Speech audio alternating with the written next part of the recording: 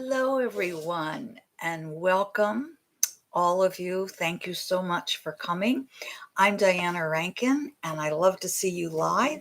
I also love your comments. If you're unable to make it together on this day, then I do hope you make the comments below and let me know if this is helpful to you. Also, love the thumbs up, by the way. So thank you for the likes and the shares and telling your friends about this channel. Excuse me. What we do here on this particular type of video is I answer your questions. And I do ask that you leave your questions in a more general, esoteric nature. That way we're answering for the whole audience. And oh, Wendy, so good to see you. Thank you for coming. Always good to see you. And so the personal questions that you have, you can contact me below and we can set up a session for you, because yes, I do private sessions. And so Annika, good morning to both of us, she says. And it is a beautiful day, but cold where I am. I think it's maybe warmer where the rest of you are. But let me know your questions. Just put them. You can email them to me. That address is below, or you can put them in the comments below, and I'll pick them up. Want to get started pretty quickly here, but I want to also tell you that we do get a message from Phillip from one of my books. This is called The Master's Book of Answers, and it's an oracle book with each page having a different wisdom on it. So we'll get our message from Phillip, our soul message from Phillip. And we're letting Aaron and Wendy and Annika speak to each other here. So good to see both of you. You know, after a while, we become a community. It's like the people in my workshop, that they become close friends and do things outside of the workshops together. So that's great. I love to see that happen. Okay, our question for this week, I have to tell you, it kind of threw me because I thought, I don't know anything about this one, but I thought, well, Phillip does. And then as I was talking to Phillip, I started realizing that some of the materials I kind of looked at, or I can't say I studied, I read a bit. This goes way back for me, back into the 1980s, where the material I originally heard from that Phillip talks about here. And I was actually in Egypt at the time that I heard about this. So I found that interesting that this question came up. Excuse me, because again, when I first read the question, I thought, what in the world? I have no idea, but Phillip will know. So here was the question. And it does get a little long, the answer, and it does get a little, I think, difficult at times. So hopefully Phillip makes it relatively clear. Here we go. The question is, how does Phillip define density from dimension?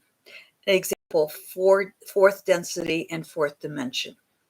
So Phillip says, we must begin by addressing the origins of the question and the materials that sparked it. Density is a scientific term referring to mass. However, we believe the question refers to the materials in the raw channeled series, the books. In the raw channeled series, the books, The Law of One. So there's a series, I think there are 5 books that were channeled by Ra back in the early 80s, 1980s, and they're called The Law of One. I assume they're still around. I'm not sure. But Phillip goes on to say, in this context, we will address the question. Let us begin by saying Ra was the, Thee, the Egyptian god, and there is crossover between the Celts and the ancient Egyptians.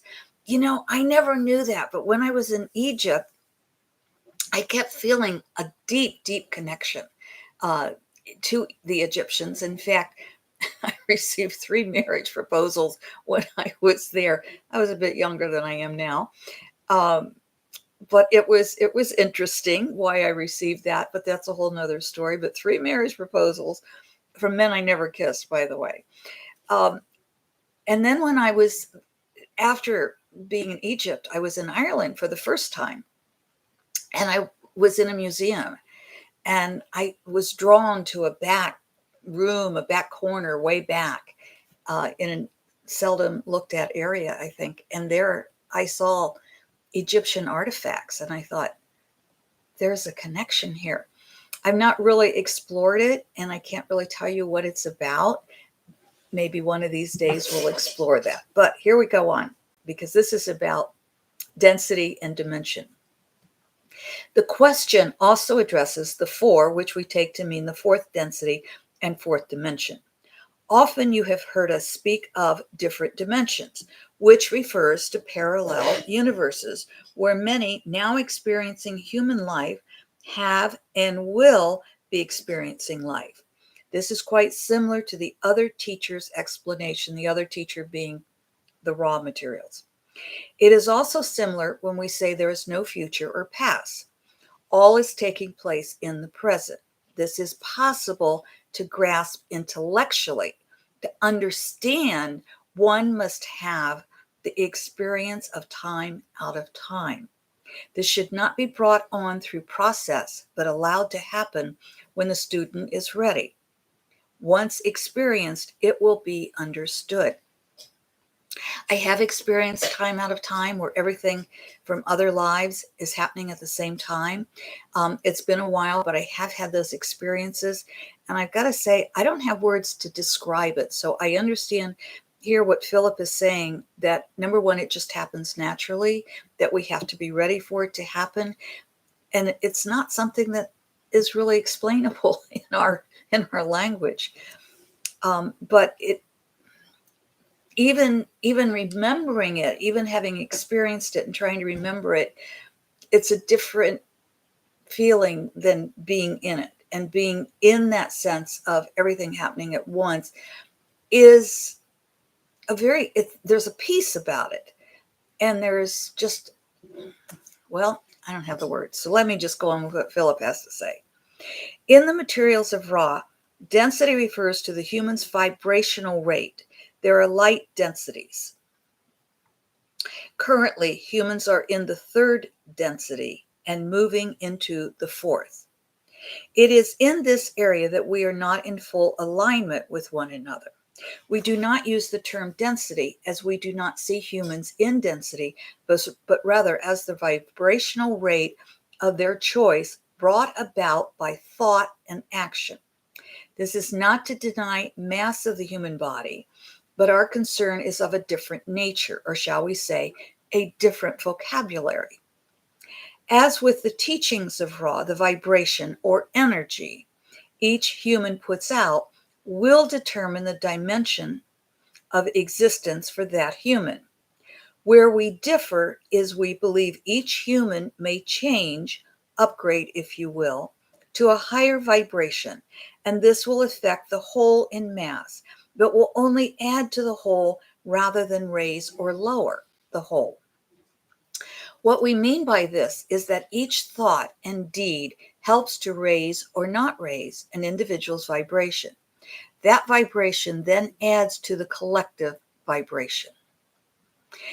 You know, as I'm reading this, I'm reminded of, I felt when writing this out, there was so much more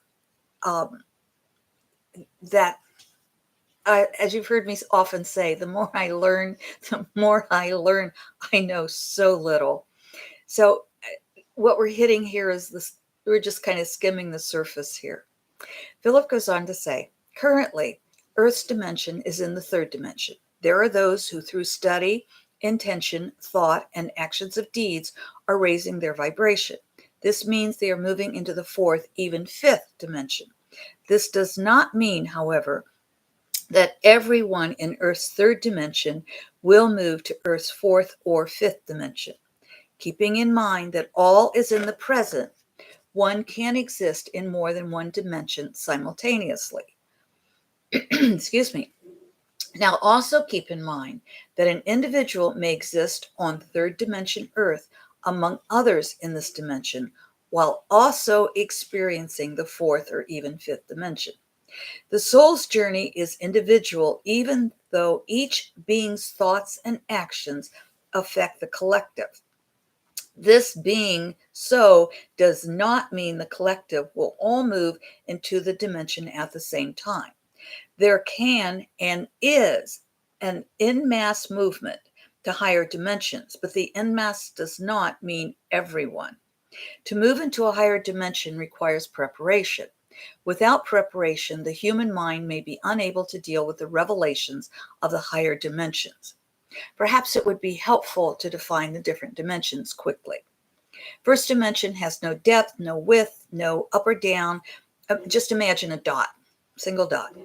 Second dimension is only length and width, but no depth. So you can go this way or this way, but no depth. Imagine there a photograph is a second dimension.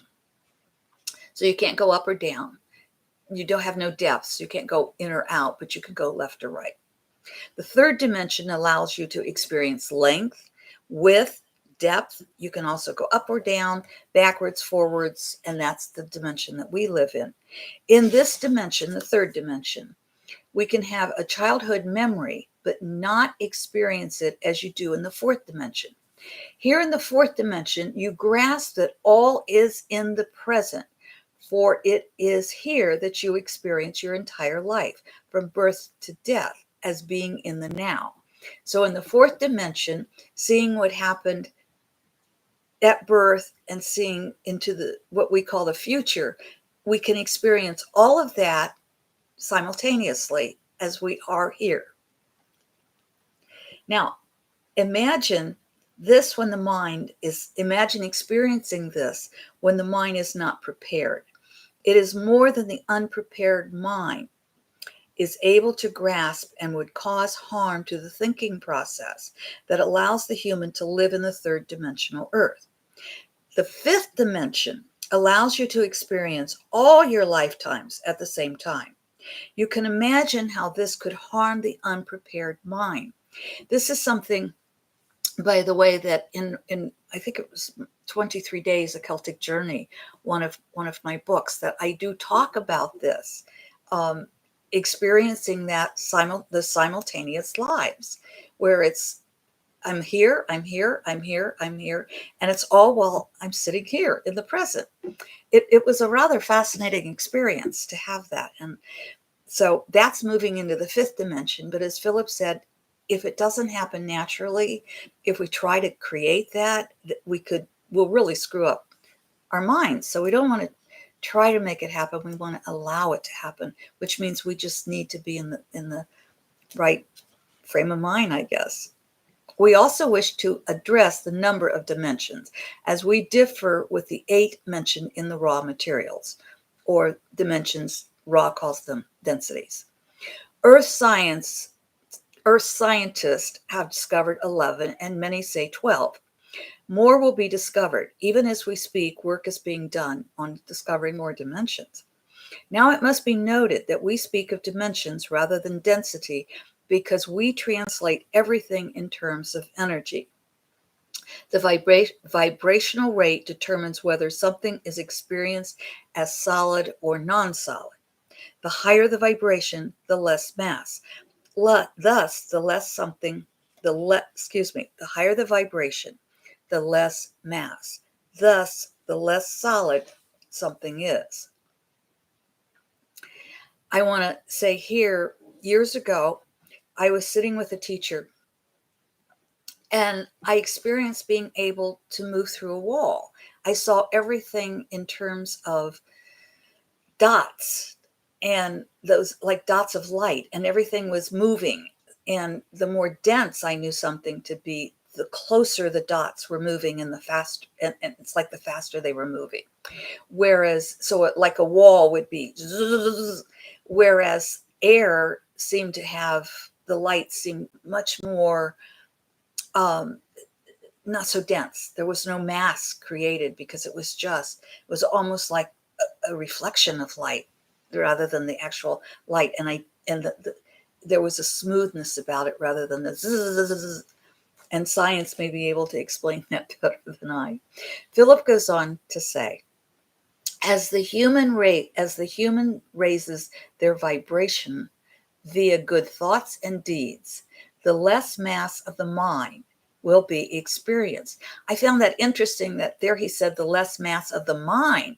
He wasn't talking about the body. He was talking about the less mass of the mind will be experienced.